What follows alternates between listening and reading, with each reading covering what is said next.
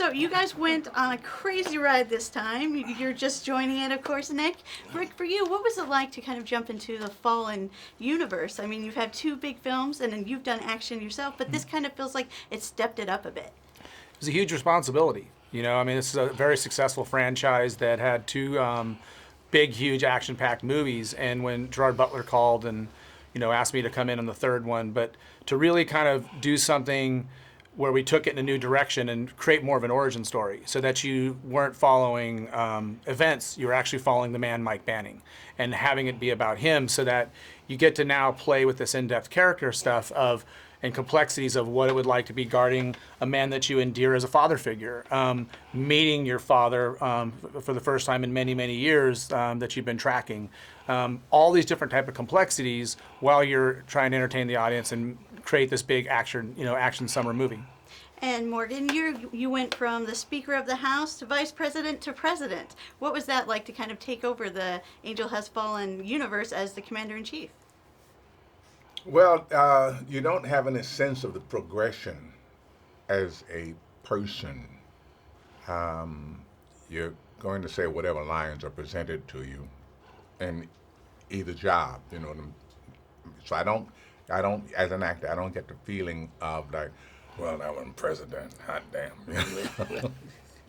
But it seems like it on camera. I mean, this time around, you even have kind of some action scenes handed to you. Yeah, well, handed to me. Coursed is another word.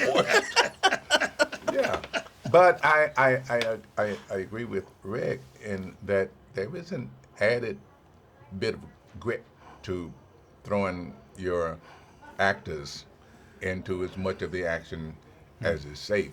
I've given that. It was safe most of the time.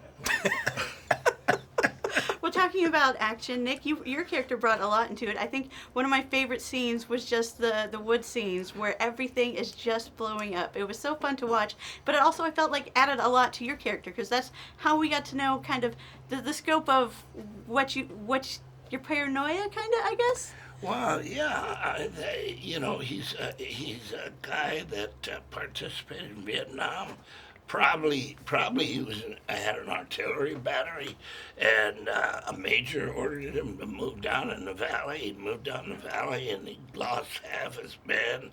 Colonel came in and said, "What the hell are you doing down here?" And he said, "Well, I was ordered by a major in there. We'll find out about that. Consider yourself under arrest." They go back, find the major, and he's fragged. So he shot himself. So Vietnam was a difficult war. So he comes out of that. He doesn't want to lay that on his child because he's mad, angry. He's done a lot of stuff. Thing that seems to be elided over, if I can say that, and this is the fact that his character was a tunnel rat in Vietnam. These people are insane. Yeah. And when he got back home, he knew he was insane. Yes, that's right. That's exactly the Yeah, it point. becomes a protective moment of knowing that I will carry my dark cloud of war away from my family and not subject them to it, not knowing the sense of abandonment that a son would feel. So we really tried to, with the movie, show the generational differences between the different wars, of knowing war is war, but it does affect people in different ways, and to meet a son that is doing everything he can to stay active and in the adrenaline rush of war when a father was doing everything he could to get away from it. And will the son trust the father, or the father trust the son? I mean, it's father-son trump everything. I don't mean Trump overcome everything.